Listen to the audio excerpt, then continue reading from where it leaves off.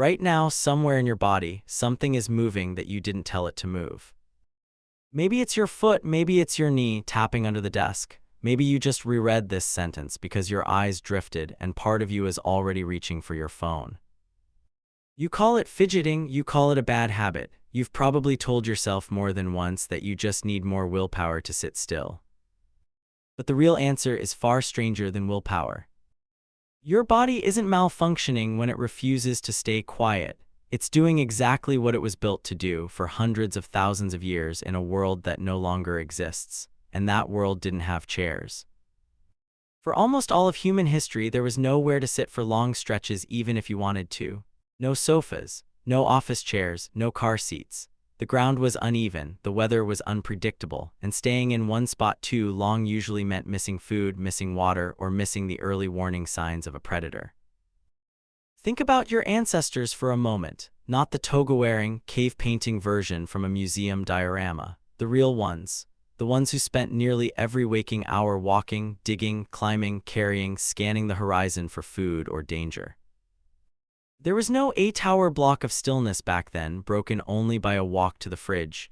There was no meeting you had to sit through. Movement wasn't exercise, it was simply how a day happened.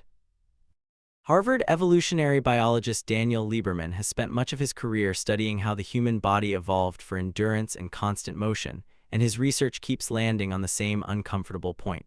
Your body wasn't designed to rest by default. It was designed to move by default, and to rest only when movement stopped being useful. Wait, didn't early humans rest a lot just to conserve energy for the next hunt? Here's the twist, they rested, yes, but rest was tactical. It was recovery squeezed between long stretches of necessary motion, not a lifestyle in itself. Stillness was the exception. Movement was the baseline. Your body still remembers this arrangement, even though almost nothing in your daily life honors it anymore. Anthropologist Herman Poncer decided to test this idea directly out in the field instead of just theorizing about it. He traveled to Tanzania to study the Hadza, one of the last hunter-gatherer societies left on Earth, and measured exactly how many calories they burned across an ordinary day. His prediction seemed obvious going in. People who walk for miles, dig up tubers, climb trees for wild honey, and haul firewood for hours should burn dramatically more total energy than someone sitting at a desk in London or New York. He was wrong, almost shockingly wrong. The Hadza burned close to the same total number of calories per day as sedentary office workers in wealthy countries. Their bodies had adapted so completely to constant activity that it no longer registered as extra effort. Movement wasn't a workout for them. It wasn't something added on top of life. It was just Tuesday. This finding turned a popular assumption upside down. For years, the common belief was simple. More activity always burns more total energy in a straight line, no exceptions. Poncer's data suggested something far more adaptive. The human body, it turns out, is remarkably good at recalibrating itself around whatever activity level becomes normal, spending its energy budget differently rather than simply spending more of it.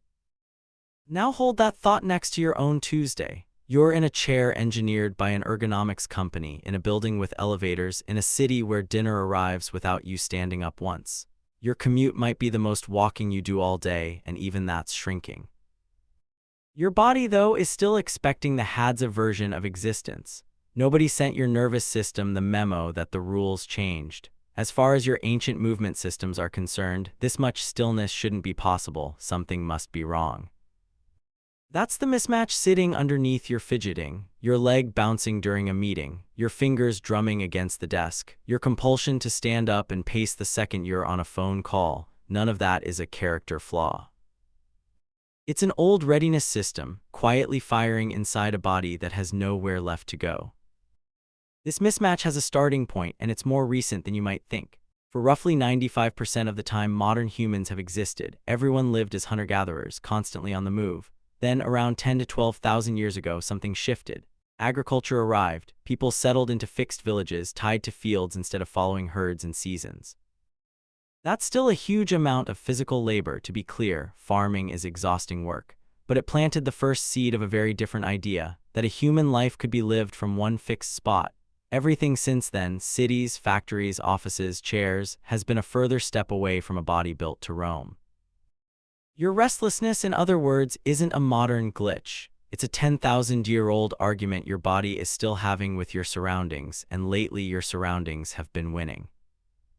So why does stillness sometimes feel almost unbearable? Why is it so hard to just sit with your own thoughts for 10 uninterrupted minutes? In 2014, psychologist Timothy Wilson at the University of Virginia ran an experiment that still sounds almost too strange to believe. He placed people alone in a plain, empty room with absolutely nothing to do but sit and think for roughly 15 minutes. No phone, no book, no music, just their own mind left alone with itself. Many participants found this so uncomfortable that when Wilson gave them the option to press a button and give themselves a mild electric shock instead, a majority chose to shock themselves rather than sit quietly with their thoughts. Some of these were the same people who, minutes earlier, had said they'd pay real money to avoid being shocked at all. Read that twice. Given a straight choice between boredom and pain, plenty of people chose pain. That's not a willpower problem. That's a nervous system that evolved to treat prolonged stillness as a kind of alarm. For most of human history, a quiet, motionless, understimulated moment meant one of two things: either you were briefly safe enough to rest, or something had gone wrong and you'd stopped noticing threats around you. Modern life hands you that second feeling constantly, without any of the real danger attached to it. You sit in traffic. You sit through meetings, lectures, flights, waiting rooms, dinners you can't politely escape.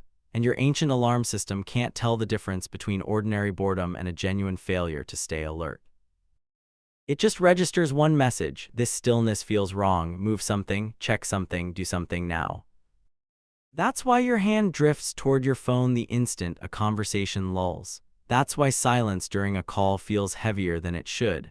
That's why a web page taking 3 extra seconds to load can feel, absurdly, like an eternity. And it isn't only adults who feel this.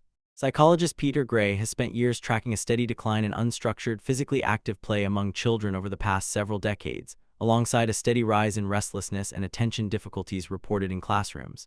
Kids today spend far more hours sitting at desks, in cars, and in front of screens than any generation before them.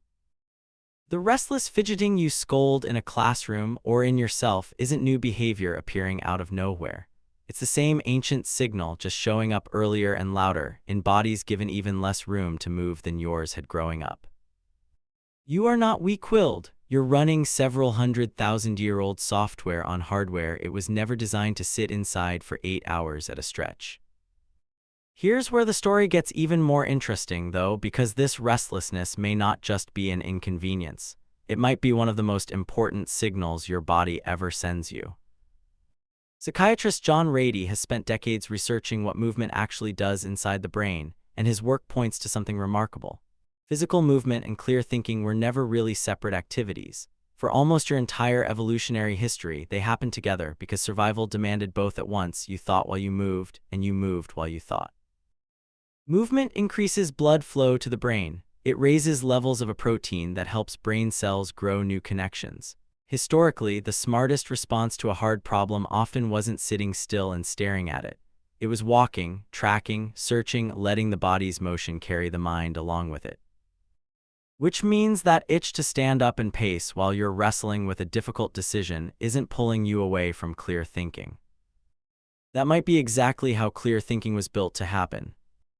Notice, too, how much of the modern world seems built to keep you from acting on that itch. Open-plan offices ask you to sit for hours in full view of colleagues. Notifications arrive in tiny, unpredictable bursts, just enough to scratch the restlessness without ever resolving it. Elevators, escalators, and ride-hailing apps quietly remove almost every excuse your body once had to move on its own. None of this was designed with cruelty in mind. It was designed for convenience and efficiency. But convenience, stacked up over decades, has slowly built a world that keeps your body still while your ancient signals keep insisting that stillness isn't safe. So the next time your leg starts bouncing halfway through a meeting, or that low hum of restlessness creeps in during a long stretch of sitting, you're not broken. You're not lazy. You're not lacking some basic discipline that other people seem to have. You're a hunter-gatherer's direct descendant, folded into a chair, inside a body that spent hundreds of thousands of years never once expecting to sit still this long. You don't need to fight that signal either. You can work with it. A short walk before a hard conversation, standing up during a phone call instead of staying seated, trading one long unbroken stretch of sitting for several shorter ones broken up by even a minute or two of movement. None of this requires a gym membership or an hour you don't have. It just requires listening to what the restlessness is actually telling you instead of arguing with it. Your ancestors didn't fight boredom the way you do. They simply kept moving because movement was survival and stillness was always the exception, never the rule. Right now, somewhere in your body, something is moving that you didn't tell it to move. And maybe, for the first time, you finally understand exactly why.